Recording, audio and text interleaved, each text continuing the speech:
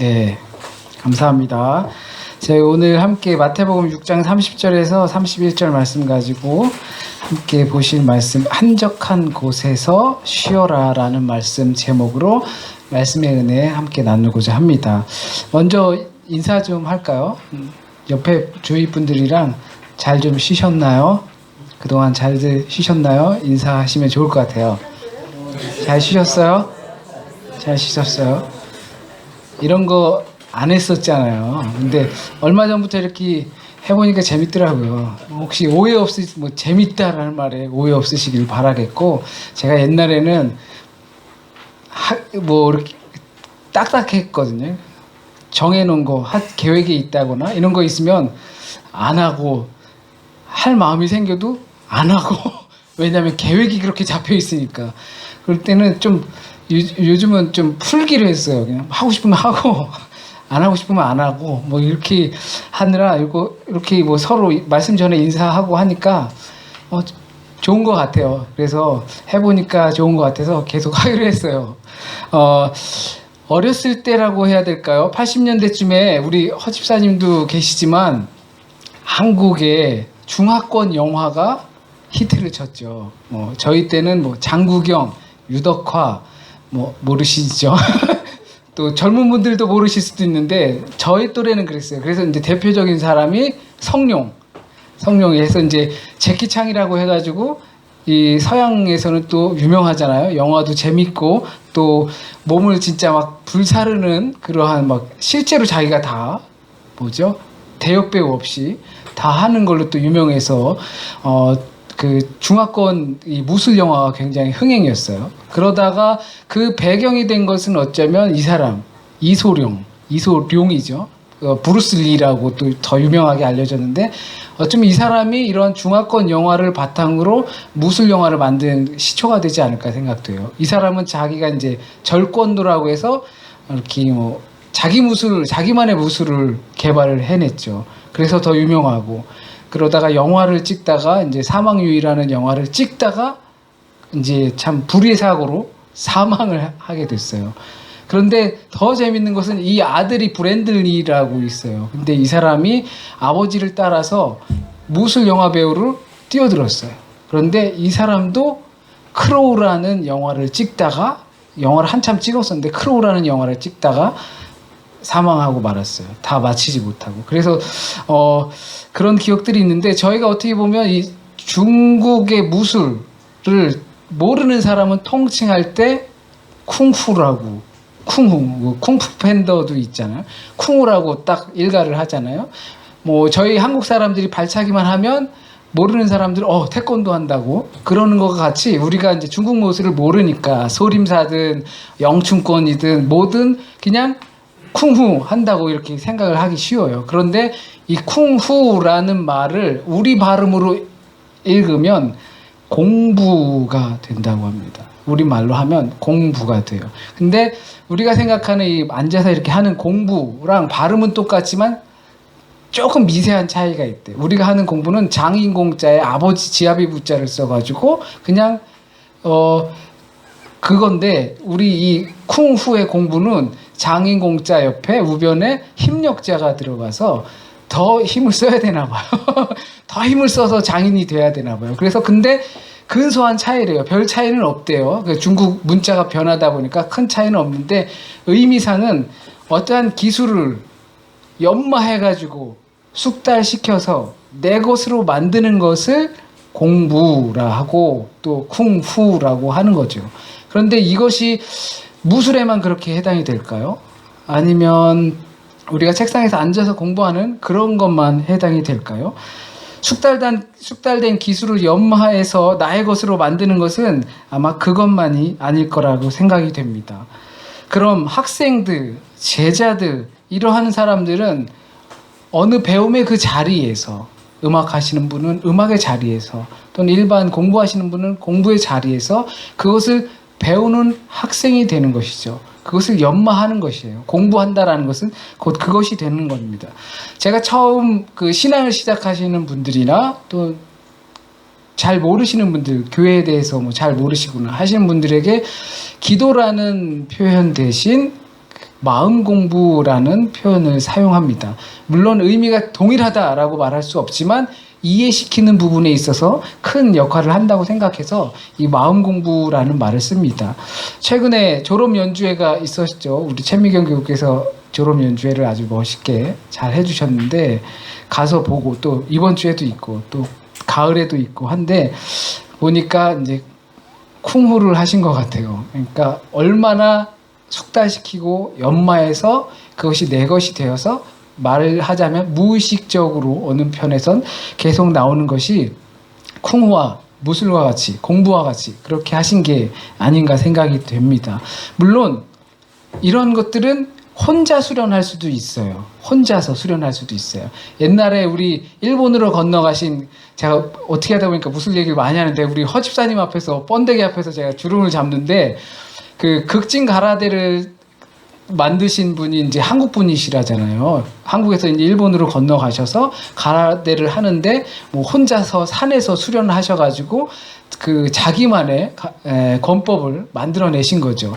이처럼 어떻게 보면 혼자서 수련할 수도 있을 거예요. 그런데 대부분은 선생님 밑에서 수련하게 되죠. 다들 이제 공부하시는 분들 선생님 있으시잖아요. 선생님 밑에서, 그러니까 제자가 되어서 그리고 문하생이 되어서 그 선생님이 가르쳐 주시는 기술을 그러니까 처음에 어떻게 해야 할지 그 기술을 선생님께서는 물고기를 낚는 법을 가르쳐 주시는 거죠. 그 제자는 그것을 잘 배워서 그 기술을 가지고 자기 현장이나 또 자기의 장소에 가서 그것을 발현하는 것이 아마 공부이고 또 제자로서의 도리일 것이라고 생각됩니다. 오늘 본문 말씀에서도 재미난 것이 나옵니다. 사도라고 처음 시작을 하는데요. 이것을 마가복음 6장 7절 말씀에 보면 예수님께서 제자들을 둘씩 짝지어서 전도하게 보냅니다. 뭐라고요? 제자들을 보내세요. 그런데 오늘 본문 말씀 30절에는 시작할 때 그들이 돌아와서 보고를 하는데 사도들이라고 표현을 하고 있습니다. 과연 그렇다면 제자와 사도 뭐 차이가 있는 건지, 아니면 나갔다가 들어오더니 사도로 변한 건지, 아니면 기록할 당시가 사도 시대에 기록이 된 건지라는 것을 염두에 볼 필요가 있어서 제자와 사도 과연 무슨 관계가 있고 무슨 차이가 있고 우리는 어떻게 받아들여야 할까를 한번 생각해 보려고 합니다. 우선 사도와 제자는 다른 걸까요? 단어적으로 보면 제자라 하면 지금까지 설명드린 것처럼 배우는 일에 집중되어 있어요. 학생이에요. 그리고 문화생인 것이죠. 그런데 사도라 함은 독일어로 사도행전 할 때 아포스텔 게시시되죠. 사도는 아포스텔이에요. 이거는 헬라어에서 그대로 넘어와서 그것을 그대로 갖다 썼어요. 의미는 무엇이냐면 보내진 사람이라는 뜻이에요. 보냄을 받은 사람. 옛날에 우리 고종 황제 때 이준 열사라는 돌아가신 분이죠. 이준 열사라는 분을 네덜란드 헤이그에 파견을 보내죠. 그 몇몇 분을 보내셨는데 네덜란드에서 뭐 세계 만국 평화 회의인가 이런 것들이 열려서 일본이랑 대한제국이랑 이 늑약이다, 이 계약이 잘못 체결됐다 이라는 사실을 전 세계에 그 강요들이 모였을 때 설명하기 위해서 사절단을 보낸 게 이 헤이그 특사 사절단이에요. 그러니까 사도라 함은 보냄을 받은 마치 이 사절단과 같은 거예요. 사도로서 어떤 임무를 딱 받고 그 임무를 받고 나가서 그 임무를 정확하게 수행하는 것이 사절단이에요. 가서 내 생각은 이런데 하면서 딴소리 하는 것은 사절단, 사도가 아닌 겁니다. 그런데 마가복음 3장 13절에서 15절 말씀을 함께 보실 건데요. 마가복음 3장 13절에서 15절의 말씀 저희가 함께 읽어볼게요. 어떻게 설명이 되어 있는지. 마가복음 3장 13절에서 15절까지 찾으셔서 한 목소리로 함께 읽도록 하겠습니다. 시작. 또 산에 오르사 자기가 원하는 자들을 부르시니 나온지라. 이에 12를 세우셨으니 이는 자기와 함께 있게 하시고 또 보내사 전도도 하며 귀신을 내쫓는 권능도 가지게 하려 하심이로라. 사도들에게 이러한 책임을 주셨어요. 그런데 사도들을 어떻게 선택하셨냐면은 사람들을 불러 모아서 거기서 12를 딱 뽑은 거죠. 우리는 12를 제자로 기억하잖아요. 그 12를 뽑으셔서 그들에게 이 임무를 주셨어요. 귀신을 쫓고 병을 고치고 나가서 전도하는 일을 맡기신 겁니다. 이 부분에 있어서 대부분 복음서에서 비슷하게 설명해요. 다만 조금씩 다른 것은 그냥 제자들의 무리 가운데에서 12를 사도로 부르셨다라고 하는 부분도 있고, 아니면 오늘 본문처럼 사람들 가운데서 12를 제자로 뽑고 그리고 그 12 제자를 사도로 임명했다라고 하는 부분이 있어요. 그렇다면 오늘 본문 말씀 마가복음에서 보면 이 제자와 사도는 크게 다른 부분이 없게 되는 것입니다. 다만 직무를 얻게 돼요. 나가서 전도하고 그리고 병을 고치고 그리고 귀신을 내쫓는 역할을 하는 것이 바로 사도가 되겠습니다. 예수 그리스도의 권능을 위임받고 대리인으로서 사절단으로서 가서 그 일을 하면 되는 것입니다. 그래서 이 부분에 있어서 사도 바울을 우리가 고린도 후서 볼 때 사도 바울이 사도로서의 이 위임이 제대로 받았는가라는 것을 의심받고 공격받고, 우리는 교회의 편지를 받았는데 사도 바울 너는 사도라는데 그게 있느냐?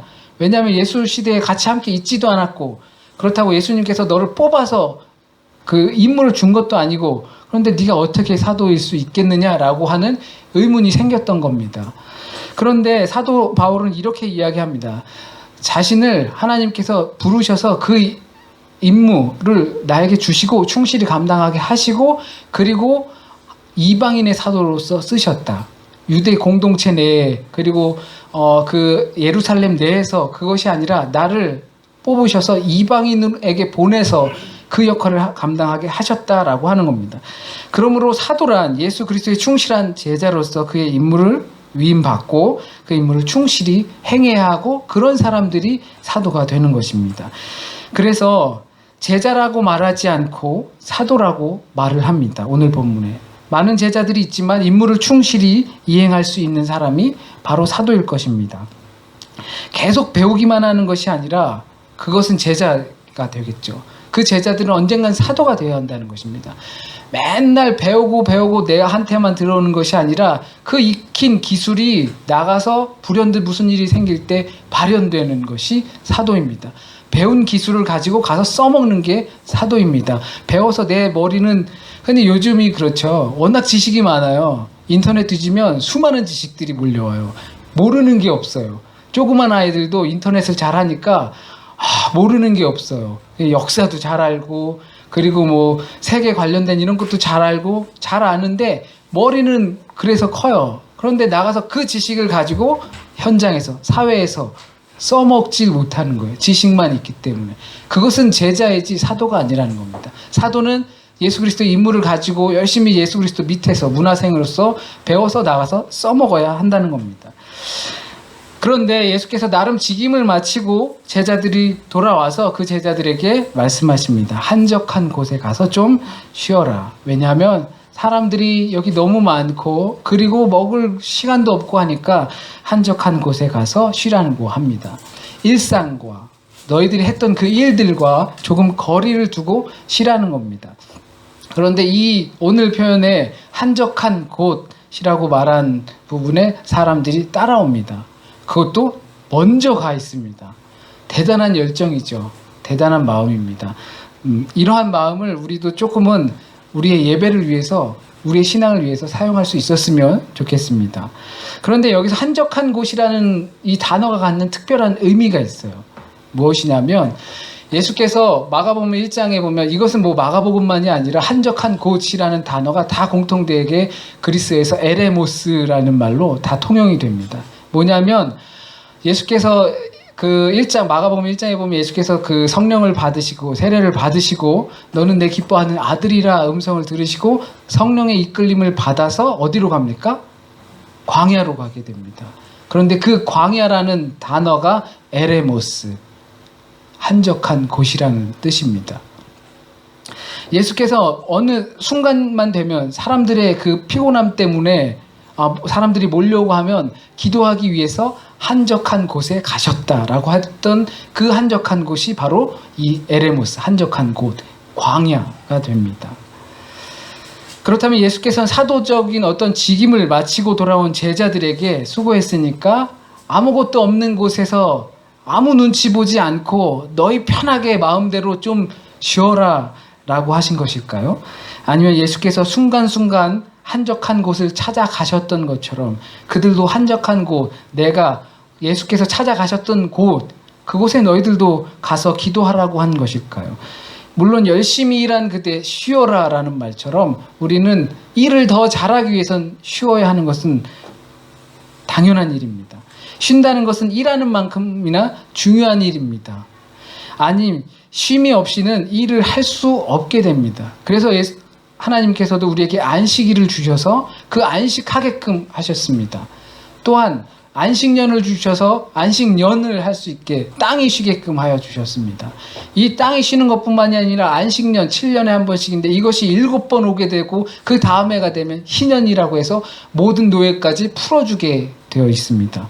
바로 이것이 기독교 정신의 쉼입니다. 그만큼 쉼이라는 것은 매우 중요합니다. 그렇다면 어떤 쉼이냐는 겁니다. 한적한 곳에 가서 너희 좀 쉬어라 라고 할 때 우리는 어떻게 쉬어야 한다는 겁니다. 여러분은 어떻게 쉬어야 잘 쉬었다네, 진짜 내 이번 주말은 잘 쉬었다 라는 말이 나오십니까? 그것은 그들이 갖고 있는, 내가 갖고 있는 임무랑 굉장히 깊은 연관이 있습니다. 군대나 아니면 어릴 적 학교에서 다닐 때 얼차례를 받죠. 오리걸음도 하고 푸시업도 하고 합니다. 그걸 하고 나면 꼭 그 다음 날이면 쑤시죠. 한 3일은 쑤셔요. 근데 선생님들이 꼭 하시던 말씀이 있어요. 조교들이 꼭 하던 말들이 있어요. 이거를 풀려면 또 받아야 된다. 또 오리걸음하고 또 얼차례를 해야, 푸시업을 해야 동일한 근육을 써야 그 부분이 이완돼서 풀린다고 하는 것입니다. 그렇다면 사도들의 쉼도 이렇게 비슷합니다. 우리가 벌받아서 생긴 근육, 알 이런 것들은 그 동일한 운동을 해서 풀어줘야 하는 것처럼 사도들 세상에 나가서 전도하고 치유하고 또 그리고 귀신을 쫓느라 그리고 쉬지도 못하고 먹지도 못했던 그러한 그들에게 필요한 것도 마찬가지입니다. 전도하고 가르친 이러한 임무에서 피로를 느끼는 그들의 일상을 회복시키는 것은 광야가 제격일 겁니다. 사람에게 지쳐서가 아닙니다. 능력이 부족해서 이제 충전하러 가야지가 아닙니다. 광야하면 무슨 생각이 떠오르십니까? 아무것도 없고 누런색 모래가 바람만 불고 배고픈 하이에나나 독수리가 먹잇감을 찾고 있는 것 같은 외롭고 두려운 곳. 하지만 예수께서 시험을 받기도 하시고 이스라엘 민족이 축복을 받기 위한 연단을 받았던 곳이기도 합니다. 예수께서 늘 위기가 찾아오면 찾아가셨던 곳이 바로 그 한적한 곳, 광야이기 때문입니다. 예수께서 성령에 이끌리셔서 시험을 받았던 바로 그곳이 한적한 곳, 광야이기 때문입니다. 우리가 유일하게 하나님의 은혜를 깨달을 수 있는 곳이 바로 광야입니다. 하나님의 도움이 필요하다라는 것을 느끼고 알게 해주는 바로 그곳이 광야입니다. 나의 영성을 깨워주는 곳, 그곳이 바로 한적한 곳, 아무도 없는 곳, 두려움이 가득한 곳, 광야입니다. 우리가 광야에 서게 되면 우리의 도우심이 어디서 오는지 알 수 있기 때문입니다. 이스라엘 민족이 광야를 거쳐 나와 가나안으로 들어갔던 것처럼 예수께서 광야를 지나 사역을 시작하셨던 것처럼 사도들을 그 광야로 보내십니다. 옛날에 막달라 마리아라고 아시죠? 보면 이제 문서가 나와요. 시리아 쪽에서 페르시아 쪽에서 이렇게 문서가 나오는데 마리아 복음서라는 복음서가 있는데 이거는 성경에 들어가는 부분은 아니에요. 그러니까 그들 공동체 통해서 이루어지던 그런 복음서예요. 그래서 정경으로 치기는 부족함이 많다 해서 외경으로, 신약 외경으로 치는데 여기에는 어떤 이야기들이 담겨 있냐면 마리아가 예수님을 따라다니고 하면서 예수께서 해주신 그 말씀을 정말 잘 기억해서 듣고 있어요. 기억하고 있어서 베드로나 이러한 사도들이 나가서 그 사도의 일을 감당할 때 그들이 지치면 마리아가 있는 곳으로 가는데 그가 광야의 자리를 잡고 있어서 그에게 가서 예수님 그리스도의 그 복음을 자기들도 다시 들으면서 비교하고 다시 회복하고 그래서 다시 나갔다고 합니다. 그것이 물론 논쟁거리는 되지만 광야가 하는 역할이 바로 그런 게 아닐까 생각이 됩니다. 그렇다면 그러한 역할을 사도들에게만 주었을까요? 저와 여러분에게도 주었다고 생각을 합니다. 제자가 되어야 한다. 참 말들 많이 하는데 맞습니다. 제자가 되어야 합니다. 그리고 계속 배우기만 해서는 안 되고 사도로서 나가야 하는 것입니다. 그리고 그게 목사가 되고 선교사가 되고 그런 것이 아닙니다. 예수께서 광야를 거쳐 나와서 그러한 사역을 시작하셨던 것처럼 저와 여러분에게도 그 한적한 곳으로 가라고 말씀하십니다. 수고했다. 한적한 곳에 가서 좀 쉬어라. 주께서 함께 하신다는 것을 알 수 있는 바로 그곳.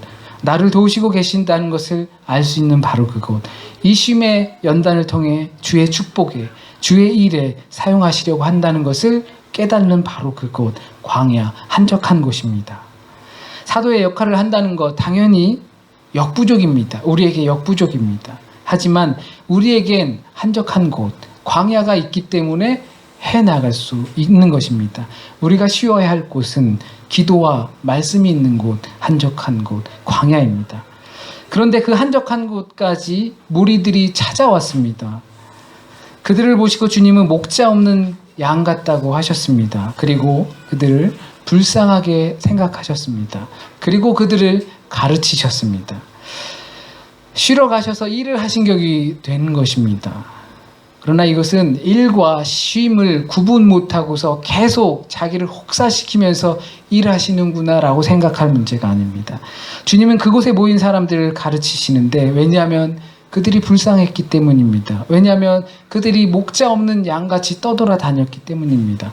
왜 그들이 목자 없는 양같이 떠돌아다니게 되었을까? 그들을 보시고 왜 참 목자 없는 양 같다라고 하셨을까요? 첫 번째, 어쩌면 오늘 본문 전에서 말한 것처럼 세례 요한이 죽었기 때문에, 그들의 선생이 죽었기 때문에 목자 없이 떠돌아다니는 양 같았을 수도 있습니다. 두 번째, 유대인들의 지도층, 헤롯 당원들이나 아니면 사두개인들이나 아니면 바리새인들을 통해서 어느 분들이 그러더라고요. 니네 허접 쓰레기, 야 도움도 안 되고 우리 공동체에, 우리 유대인 사회에, 야 니네 뭐 별 도움도 안 되고 필요 없어. 버림받은 사람들.